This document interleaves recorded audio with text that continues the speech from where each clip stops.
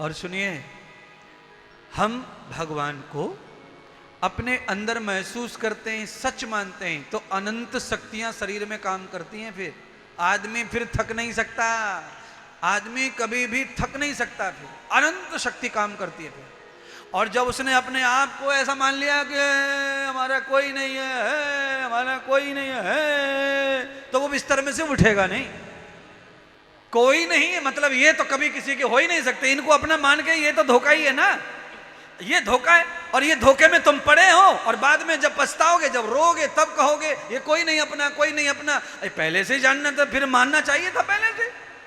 सब सपोर्टर हैं एक दूसरे के। यहां कभी कोई आदमी किसी के लिए फिक्स नहीं हो सकता, कभी भी। बेटा, पत्नी, पति, किसी के लिए फिक्स नहीं है। सब नाटक कर रहे हैं एक दूसरे के लिए फिक्स होने का, पर फिक्स है नहीं कोई किसी के लिए। अदला बदली चलती रहती है, अंदरूनी बाहर की, गुपचुप चुप। यह रीत है, कोई दोष नहीं बता रहा किसी का, पर यह रीत है मनुष्य की। यह परमानेंट कोई किसी का नहीं है। इसके मुंह पे उसका, उसके मुंह पे उसका, उसके मुंह पे उसका, उसके मुंह पे उसका, उसके मुंह पे उसका।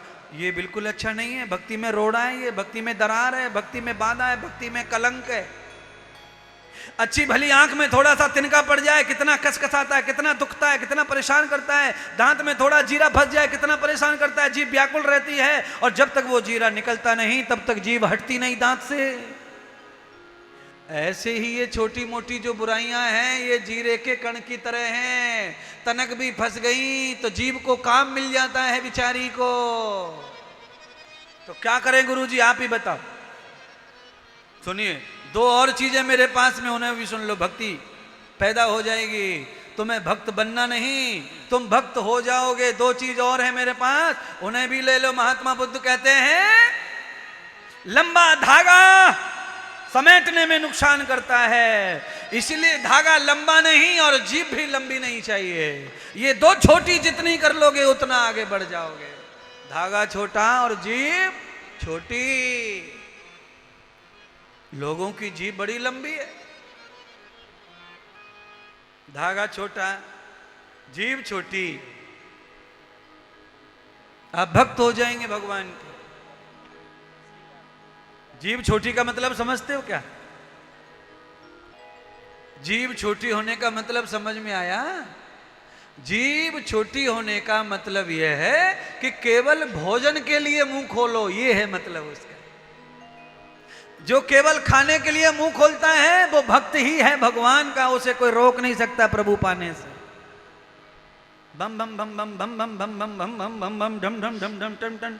कितने स्वर निकलते तुम्हारे दिन रात, थक नहीं रहे। जहां बैठते नया पेशेंट पकड़ते, नया टैलेंट पकड़ते, और नई बात है।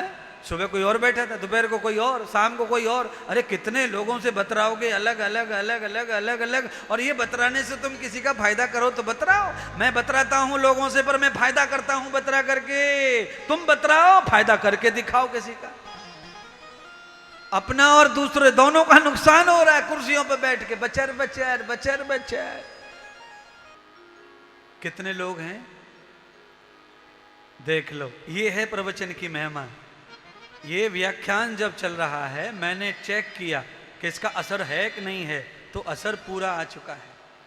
ये व्याख्यान की महिमा है। मैं चुप हो गया तो क्या मतलब, क्या मजाल के पंखे कूलर के अलावा और कोई आवाज पांडाल में। इसको कहते हैं चकवक, साइलेंट कर दे व्याख्या। और आत्मा में जब बातें घुसती हैं, आत्मा जब आनंदित होती है, दिल को छूने वाली बात और सत्य प्रतिशत बात जो हमारे उद्धार के लिए है, उनको आत्मा जब सुनती है तो इंद्रियां सो जाती हैं, फिर ये बकवास करती नहीं है। शांति बोलते हैं इसको। शांति कैसे मिलती है? मिल गई। भगवान ने बनाया संसार को। कुम्हार बनाता है घड़ा, मटका, खिलौना।